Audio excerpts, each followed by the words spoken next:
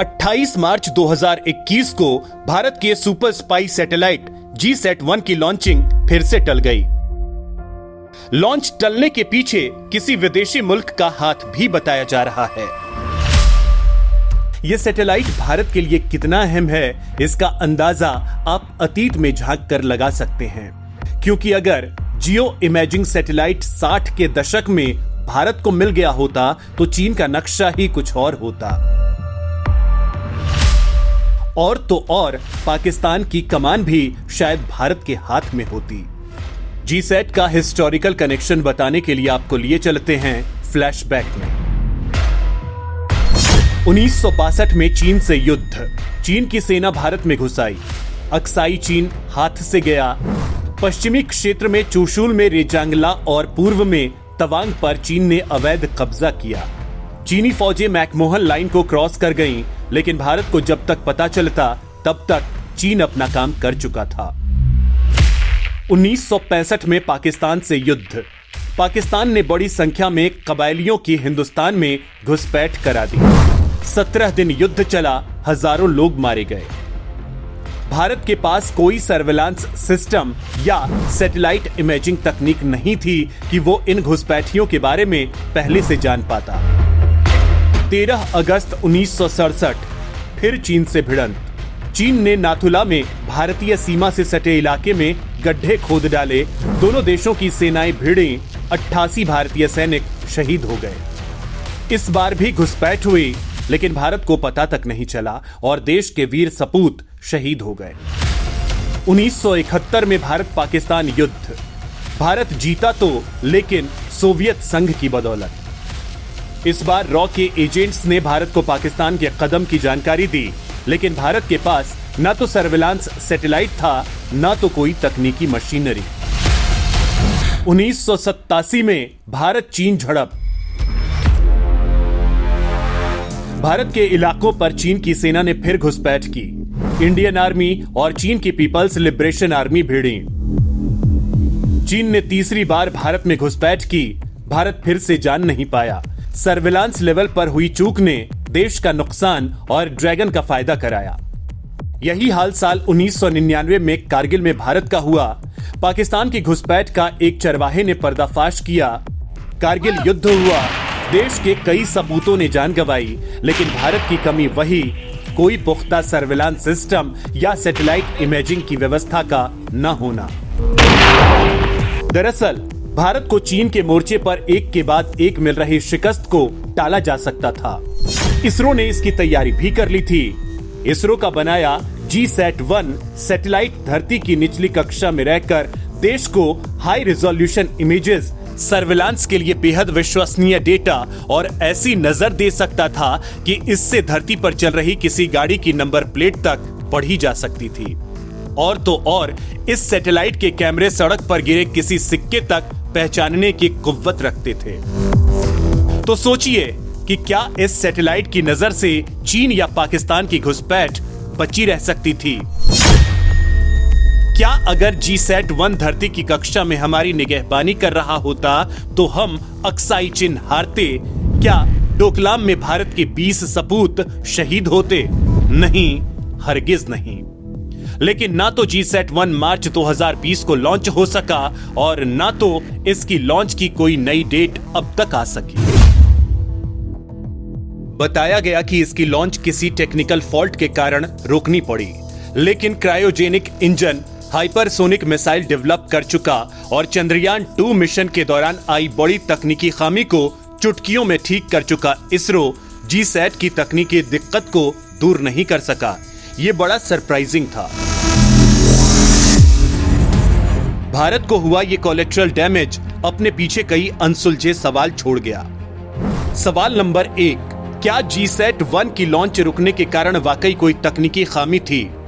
अगर हां, तो फिर लॉन्च रुकने के 1 साल बीतने के बाद भी इसे क्यों सुधारा नहीं जा सका?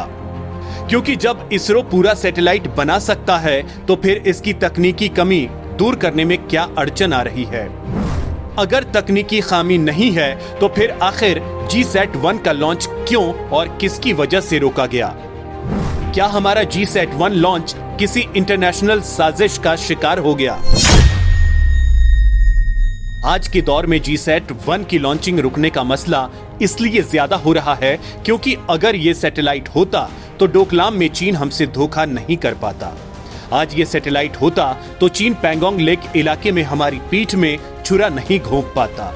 आज ये सैटेलाइट होता तो हमें पहले ही पता चल चुका होता कि चीन अरुणाचल तक ट्रेन लाने की साजिश रच रहा है, और अगर ये सब हमें पहले से पता चल पाया होता तो चीन की औकात नहीं थी कि वो भारत को आंखें दिखा पाता। हम पहले से ही चीन को मुंहतोड़ जवाब देने की स्थिति में होते, लेकिन हमारा GSAT-1 इंटरनेशनल साजिश का शिकार हो गया। किसी देश ने रची ये साजिश या फिर सचमुच GSAT-1 में तकनीकी खामी थी? आज हम आपको इन्हीं सवालों का जवाब सिलसिलेवार तरीके से देंगे। तारीख 5 मार्च 2020, वक्त शाम 5:43। जगह इसरो हेडक्वार्टर। भारतीय वैज्ञानिक GSAT-1 की लॉन्चिंग के लिए तैयार थे। उनकी दशकों की मेहनत रंग लाने वाली थी। वो सैटेलाइट धरती की कक्षा में भेजा जाने वाला था जो हिंदुस्तान को सैटेलाइट इमेजिंग और सर्विलांस के मामले में दुनिया से बहुत आगे ले जाने वाला था। वो तारीख मुकर्रर हुई थी 5 मार्च साल 2020 की, और समय तय किया गया था शाम 5:43 का। जब ये सैटेलाइट लॉन्च होता सब कुछ तय था। 4 मार्च को शाम GSAT-1 की लॉन्च का काउंटडाउन शुरू होने को था। इसरो की नजरें कंट्रोल रूम में लगे सैकड़ों मॉनिटर्स पर थीं और दुनिया के अरबों लोगों की नजर भारत पर थी। लेकिन तभी लॉन्च से महज 10 मिनट पहले इसरो कंट्रोल रूम में एक फोन घनघनाता है और GSAT-1 की लॉन्चिंग रोक दी जाती है। फोन की घंटी बंद होते ही पूरे कंट्रोल रूम में पिन ड्रॉप साइलेंस। बस आवाजें थी तो धड़कने दिलों की और पैनल बोर्ड के इलेक्ट्रॉनिक गैजेट्स की। दरअसल जो फोन GSAT-1 की लॉन्च का काउंटडाउन शुरू होने के महज 10 मिनट पहले आया, उसने दसियों साल से इसरो की आंखों में पल रहे GSAT-1 के लॉन्च के ख्वाब को चकनाचूर कर दिया। इंस्ट्रक्शंस आए थे कि GSAT-1 की लॉन्चिंग रोक दी जाए। पीएमओ से आए बताए गए उस फोन कॉल के कटते ही GSAT-1 की लॉन्चिंग रोक दी गई। आनन फानन में इसरो से एक ट्वीट हुआ कि GSLV-F10 से 5 मार्च 2020 को लॉन्च होने वाले GSAT-1 का प्रक्षेपण तकनीकी कारणों से स्थगित कर दिया गया है। लॉन्च की नई तारीख तय होने के बाद उसकी सूचना दी जाएगी। इस ट्वीट के करीब साल भर बाद तय हुआ कि GSAT-1 को 28 मार्च 2021 को लॉन्च कर दिया जाएगा। लेकिन इस बार इसरो और लॉन्च में लगे स्टाफ के कोरोना होने और रॉकेट के लिए ऑक्सीजन सप्लाई करने वाली कंपनी का कोरोना पेशेंट्स को बचाने के लिए हॉस्पिटल्स में ऑक्सीजन सप्लाई करने का हवाला देकर GSAT-1 का लॉन्च फिर से पोस्टपोन्ड कर दिया गया। बताया गया कि सैटेलाइट की बैटरी में प्रॉब्लम थी, कभी बताया गया कि ऑक्सीजन नहीं है, कभी बताया गया कि लॉन्च स्टाफ को कोरोना हो गया। यही एक्सक्यूजेज दाल में काला होने की ओर इशारा करते हैं। GSAT-1 की लॉन्च टालने के बाद हो रही किरकिरी से बचने के लिए बार बार इसकी लॉन्च डेट्स का दिया जाना और फिर से किसी न किसी बहाने लॉन्च को रोक दिए जाने से किसी साजिश की आशंका गहराती जा रही है। लेकिन हमारी टीम को GSAT-1 के लॉन्च के कारण तलाशने के दौरान एक मलयालम पत्रिका कलाकोमुदी की एक रिपोर्ट मिल गई, जिसमें GSAT-1 की लॉन्च टालने के कारणों का बड़ा और सनसनीखेज खुलासा किया है। 15 मार्च 2020 को कलाकोमुदी ने छापा कि आखिरी वक्त में सैटेलाइट लॉन्चिंग अमेरिका के दबाव में रोकी गई। ये वही अमेरिका था जो 1971 में भारत पाकिस्तान युद्ध के दौरान पाकिस्तान, चीन, ब्रिटेन और मित्र राष्ट्रों की फौजों को लेकर भारत के खिलाफ हमला करने निकल पड़ा था। लेकिन ऐन वक्त पर USSR यानी तत्कालीन सोवियत संघ और मौजूदा रूस भारत की ढाल बना और भारत की ओर बढ़ रहे इन मुल्कों को उनकी सीमा में खदेड़ दिया।